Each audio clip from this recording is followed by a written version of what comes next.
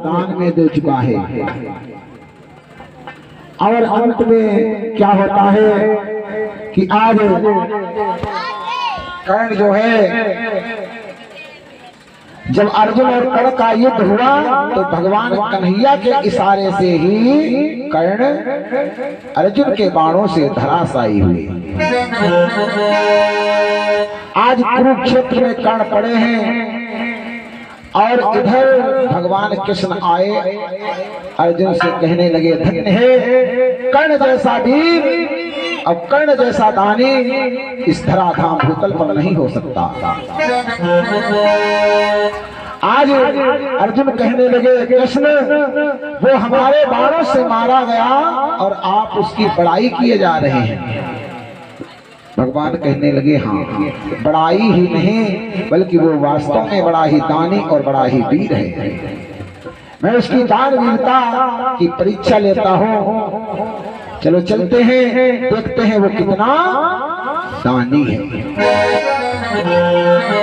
क्या हुआ, भगवान कन्हैया अर्जुन तुरंत एक संत का रूप धारण किया और कहां पहुंचे दोनों, जहां पर कर्ण पड़ा है कुरुक्षेत्र में, केवल सांस चल रही है, मुख से आवाज निकल रही है। जाकर के अर्जुन और कृष्ण एक संत के रूप में गए वहां, और जाते जही जाते भगवान कृष्ण कर्ण से कहने लगे अरे कर्ण, मैंने तो आपका बड़ा नाम सुना है कि बड़े तुम दानी हो, हम तुम्हारा नाम सुनकर यहाँ तक चले आए, लेकिन तुम्हारी ये दशा, क्या तुम अब हमें दोगे? बड़ा नाम सुना था मैंने तुम्हारा।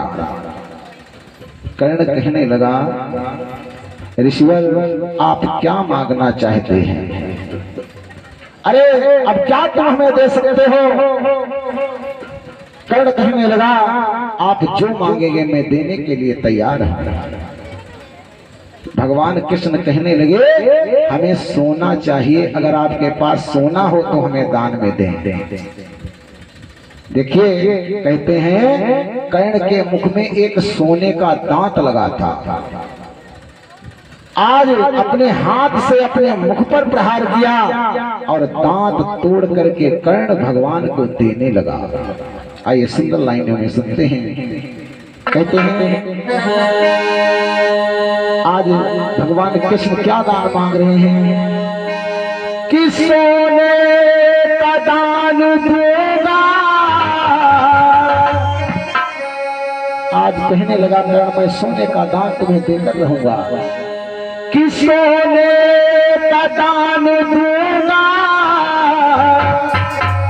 ऋषिराज मरते मरते अभी हाथ ना थके हैं, मेरे दान करते करते अभी हाथ ना थके हैं, मेरे दान करते करते।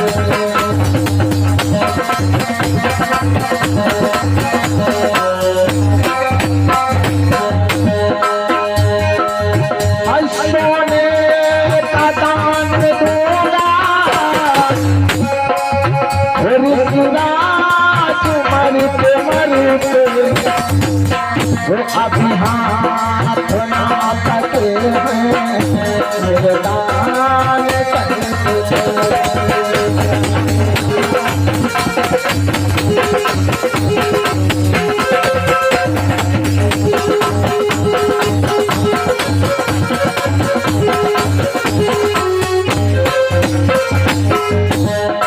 कर्ण कहने लगा तुमने क्या मांगा?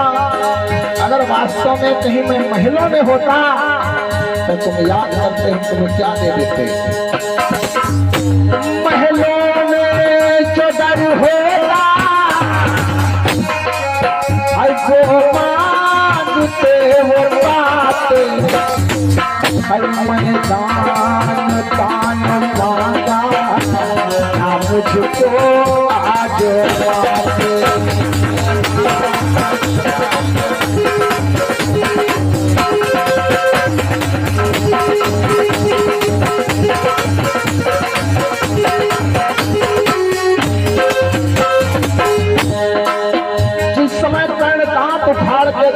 लगा तो भगवान कहने लगे कन्हैया अरे कर्ण ये तो तेरा झूठा दान है, मुझसे निकाल के दे रहा है। मुनि ने है ये उचारा ये झूठा दान तुम्हारा, पथरी में बाढ़ मारा गले है जल धारा।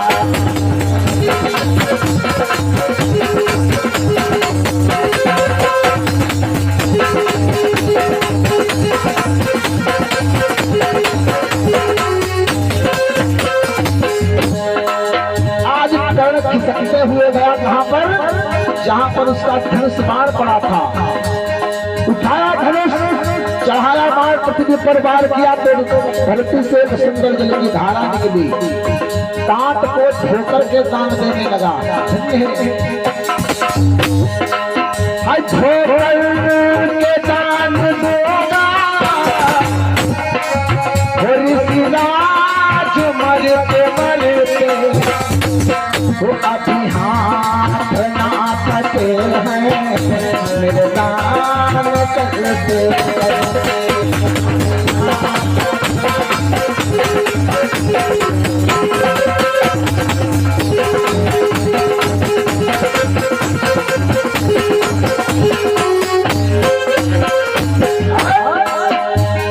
भगवान प्रसन्न हो गए, कहने लगे कर्ण मन चाहा वरदान मांग दे। कर्ण बोला देखिए क्या वरदान मांग रहा है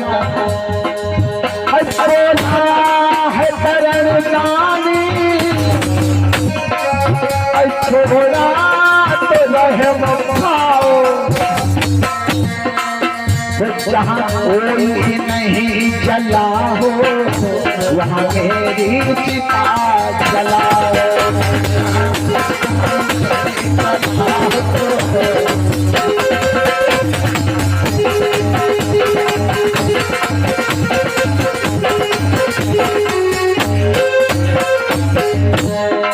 कर्ण कहने लगा प्रभु ईश्वर आप ऐसा करें जहां पर किसी का दाह संस्कार न हुआ हो ऐसी जगह हमारी चिता लगाइएगा। कहते हैं ये अपनी पृथ्वी कहीं दिल भर नहीं खाली है जहां पर किसी का दाह संस्कार न हुआ हो। भगवान कृष्ण ने सारी पृथ्वी छान मारी लेकिन कोई जगह नहीं मिली। कहते हैं अरमान रहे न जाए सिराज मरते मरते अभी हाथ ना थके हैं दान करते।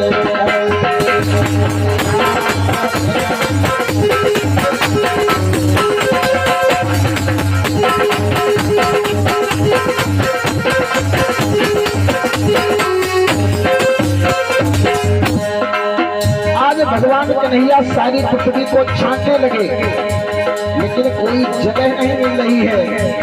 एक सुई की नोक के बराबर एक जगह मिली, कहाँ?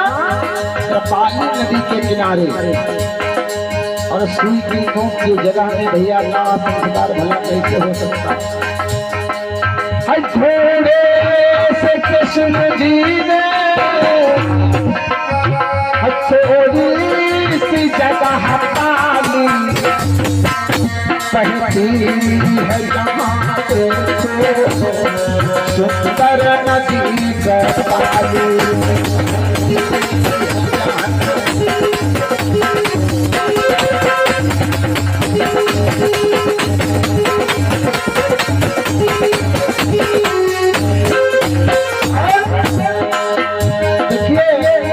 उस सुई की नोक के बराबर जगह में भगवान ने क्या किया, उस पर सुई गाड़ी, सुई के ऊपर अपनी हथेली रखी और अपनी हथेली के ऊपर कर्ण का दाह संस्कार किया। कहते हैं धरती में सुई गाड़ी उस पे हथेली भारी भाई उस दिन है कृष्ण जी ने कर्ण की चिता है जाली।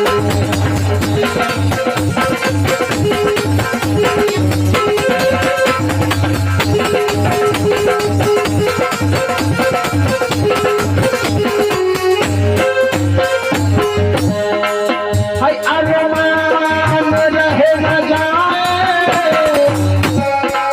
वो ऋषिराज मरते मरते वो अभी हाथ ना थके दान करते